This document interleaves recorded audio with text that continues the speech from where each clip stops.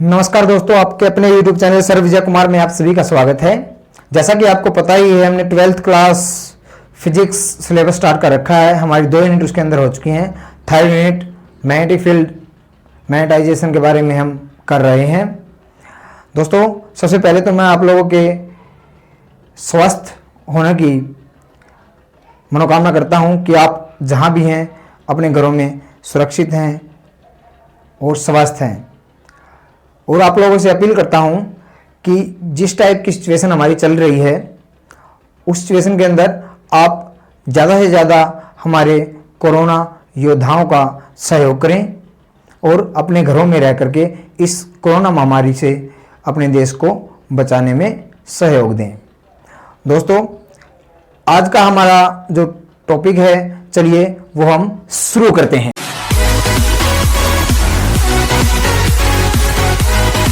आज का हमारा टॉपिक है magnetic field at a centre of circular coil carrying current. एक सर्कुलर कॉइल लेकर के चलेंगे। कल हमने एक स्ट्रेट वायर की वजह से निकाला था, आज एक सर्कुलर वायर हम लेकर चले हैं। लेट ये सर्कुलर वायर है हमारी, इसके अंदर से आई करंट फ्लो हो रहा है।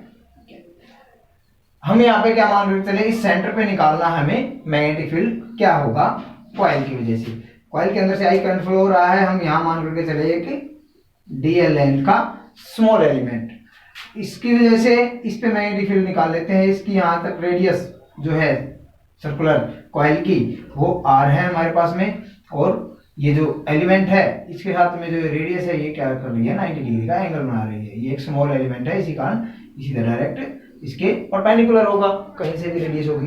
तो ये हमारे पास में सिचुएशन है दोस्तों। अब ये यहाँ पे स्मॉल एलिमेंट है, स्मॉल एलिमेंट की बात आते ही हम क्या करते हैं, बायोट-सैवर्ट लॉ हमारे ध्यान में आता है। तो Biot Savart law, according to Biot Savart law हम O पॉइंट पे मैग्नेटिक फील्ड निकाल लेते हैं। हम जानते हैं according to Biot Savart law magnetic field at the centre of coil क्या हो जाएगा, dB equal to μ0/4 IDL sin theta by R square.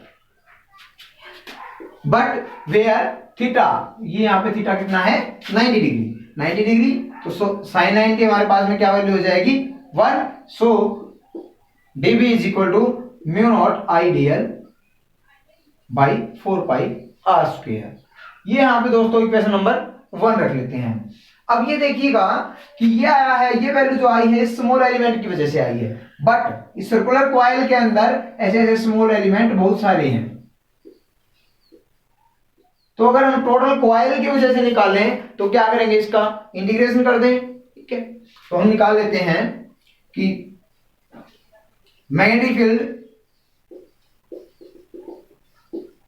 At centre of coil, ठीक है। तो टोटल कॉइल की वजह से क्या आ जाएगा, हम इंटीग्रेशन कर देंगे, dB is equal to μ0 I/4 R square. अब देखो चेंज क्या होगा, DL ही चेंज होगी ना, DL चेंज होगी मतलब कंप्लीट होगी, तो इसका एक सरकमफ्रेंस आ गया। तो सरकमफ्रेंस, तो इंटीग्रेशन लगा देते हैं DL।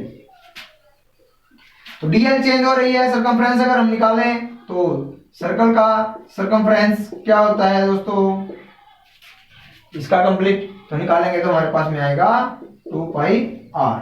यही होता है फॉर्मूला आपके पास में, जो कटता है उसको काट दीजिए दोस्तों, R से एक R कैंसल, 2π और यहाँ पे रह गया 2।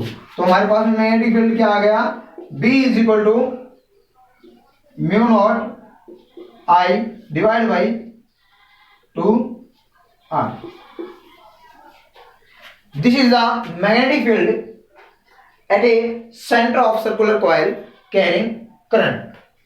और इसकी डायरेक्शन हमें किससे पता लगेगी, इसकी डायरेक्शन हम किससे कर सकते हैं, राइट हैंड रूल से कर सकते हैं दोस्तों। हम राइट हैंड रूल से ये डायरेक्शन निकाल सकते हैं। इस तरीके से हम राइट हैंड रूल करते हैं तब कि तीनों चीजें आपस में परपेंडिकुलर होती है, तो उससे हमें मैग्नेटिक फील्ड की डायरेक्शन पता लग जाएगी।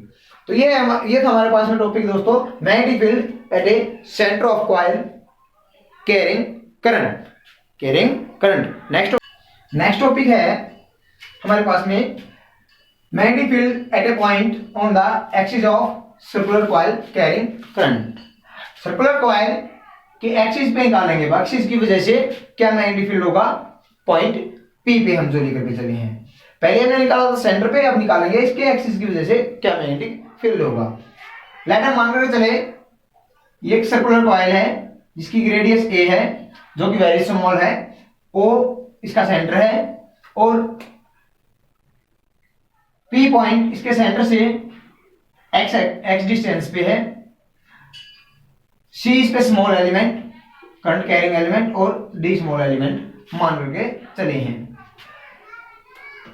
सी से पी की डिस्टेंस और डी से पी की डिस्टेंस दोनों ही आर हैं और जो सी की वजह से पी पे मैग्नेटिक फील्ड है वो मान करके चले डीबी डैश और डी की वजह से मान करके चले डीबी, कोई भी मान सकते हैं हम जो है, चाहे इसको डीबी चाहे इसको डीबी।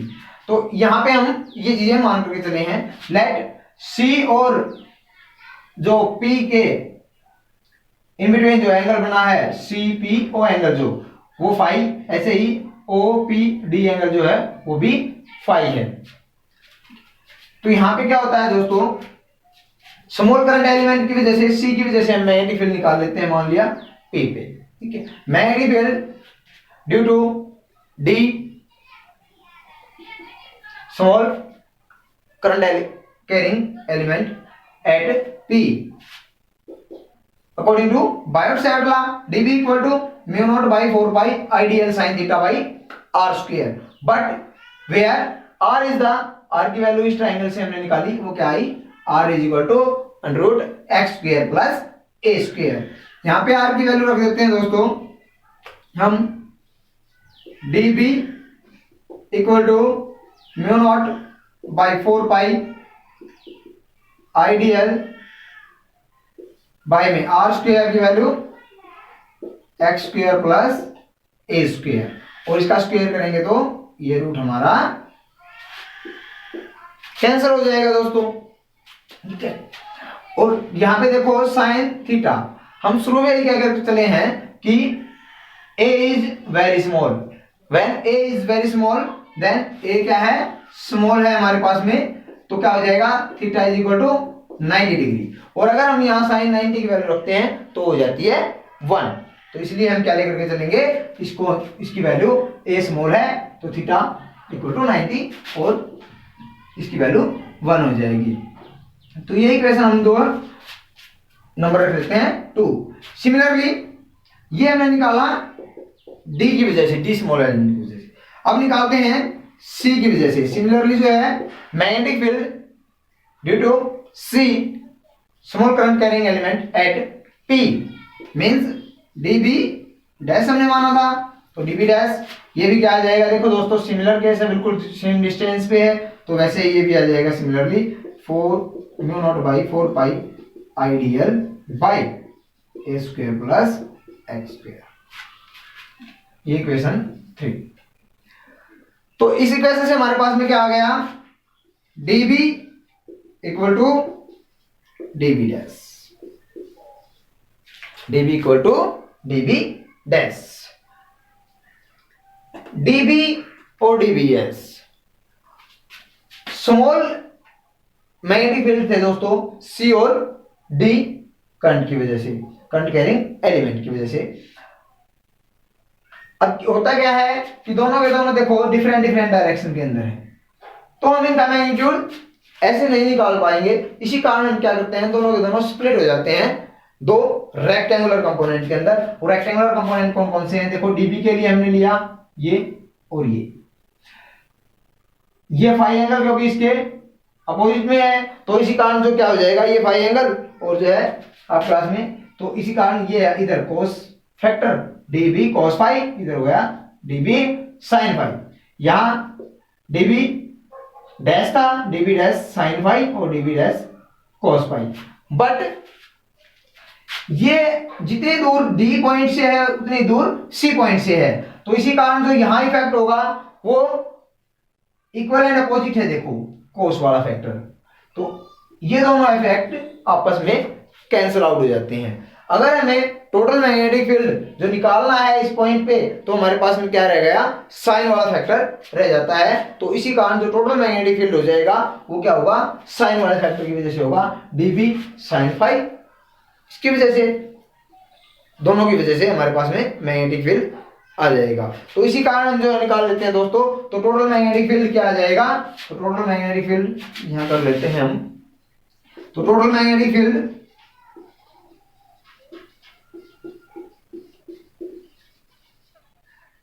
B इक्वल टू किसकी वजह से आया, dB sin phi की वजह से, ठीक है, sin phi की वजह से।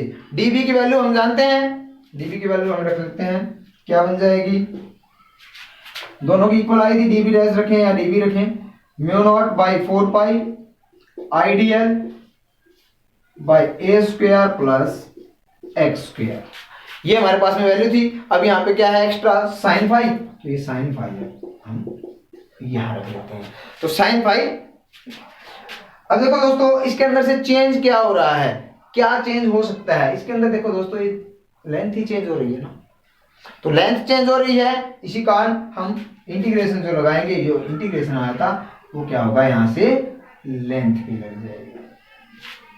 अब लेंथ dl किसी भी सर्कुलर रिंग थी, तो सर्कुलर रिंग के लिए टोटल जो अगर हम लेंथ निकालें तो वही आ जाता है सर्कमफ्रेंस बन जाएगा। सर्कमफ्रेंस टोटल कर दें, इसका टोटल ही निकालता है ना इंटीग्रेशन, तो इसका सर्कमफ्रेंस क्या आ जाएगा, यहां रेडियस a है तो इसी कारण क्या आ जाएगा 2 pi a, 2 pi r circumference होती है सर्कल की, इसी कारण क्या आ गया आपके पास में 2 पाई a। तो यहां से दोस्तों हम कर लेते हैं 2 पाई a, इसकी वैल्यू रख करके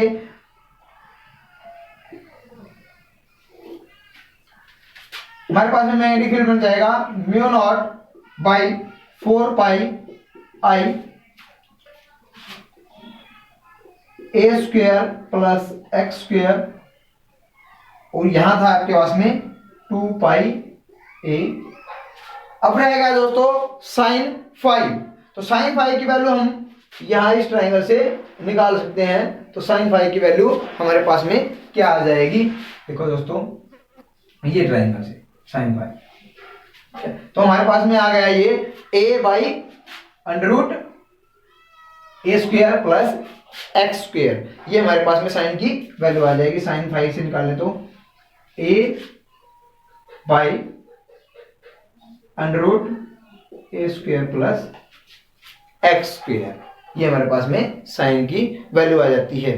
तो इससे हम जो है सॉल्व करते हैं कि जो ऊपर से नीचे कुछ कट रहा है तो उसको काट देते हैं, अगर नहीं कट रहा है तो उसको यूं का लिख लेंगे, b equal to mu naught I, ये हो गया आपके पास में 2 pi a square by 4 pi a square plus x square, और ये हाफ इसकी पावर, तो दोनों मिलाकर के पावर क्या होगी a square plus x square, और इसकी पावर होगी आपके पास में 3/2।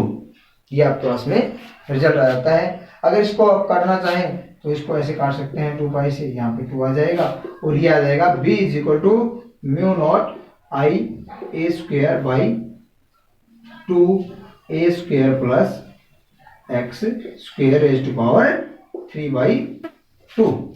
तो हमारे पास में क्या आ जाता है, ये रिजल्ट आ जाता है दोस्तों। तो ये आपका रिजल्ट हो जाएगा magnetic field at A point on the axis of circular coil, on the axis of circular coil carrying current, हमारे पास में ये रिजल्ट बन जाएगा। इसके कुछ स्पेशल केस हम कर लेते हैं इस रिजल्ट के बेस पे, कि अगर मान लिया P जो है, if P lies on the center of coil, जो भी हमने निकाला था उसी रिजल्ट से प्रूव हो जाएगा कि हमारा रिजल्ट ठीक है या नहीं है। Centre of coil, centre of coil means ये यहां, तो x की वैल्यू क्या हो गई, 0 हो गई दोस्तों। इसके अंदर x की वैल्यू 0 रख के देखेंगे, b equal to mu naught I a square divide by 2, x की वैल्यू 0 रखेंगे तो यहाँ 2 से 2 कैंसिल हो जाएगा, a की वैल्यू आ जाएगी क्यूब में, और ये 1 से ये कैंसिल हो जाएगा, ए की वैल्यू रह जाएगी। तो बी इक्वल टू क्या आ गया, mu naught I by 2a। यही अब हमने दोस्तों इससे पहले वाले रिलेशन के अंदर भी निकाली थी ये वैल्यू, और यही हमारी इससे आ गई है। इसका मतलब हमारे पास में ये रिजल्ट भी ठीक है। अगर मान लिया दोनों ही वैल्यू इक्वल हो जाए, means x equal to a हो जाए, तो तब उस केस के अंदर मीन्स क्या है, when the point lies on the axis of the coil at distance equal to the radius. इस रेडियस के इक्विवेलेंट ये अगर मान लिया ये पॉइंट है, तो तब क्या हो जाएगा आपके पास में,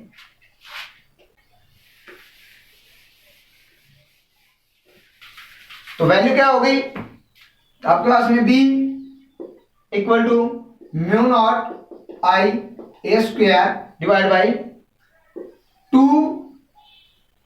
और ये a square plus a square और इसकी पावर आ गई 3/2। और अगर इसको हम जो है सॉल्व करते हैं तो हमारे पास में आता है, देखो दोस्तों अगर मान लिए टर्म्स भी हम जो है n लेकर के चल पड़ेंगे तो n टाइम्स में निकाल लेंगे, तो इसको हम करेंगे तो ये आ जाएगा आपके पास में mu naught I divide by में 2⁵ अगर ये फैक्टर आपको यहां से यहां आपको खुद अपने आप सोल्व करना है, ठीक है। अगर दोस्तों समझ में नहीं आता है तो आप कमेंट करके पूछ सकते हैं कि ये कैसे आया है। ये थी दोस्तों सर्कुलर कॉइल की वजह से मैग्नेटिक फील्ड की जानकारी। अगर आप लोगों को मेरे द्वारा दी गई जानकारी पसंद आई है तो मेरे चैनल को सब्सक्राइब कर लीजिए, बेल आइकन को प्रेस कर लीजिए, जिससे कि आगे आने वाली वीडियो भी आपको पता लगता रहे कि कौन सी वीडियो बनी है। और अगर आपका कोई डाउट है तो मुझसे कमेंट करके पूछ सकते हैं, या फिर मुझसे डायरेक्ट कांटेक्ट करके पूछ सकते हैं। थैंक यू दोस्तों।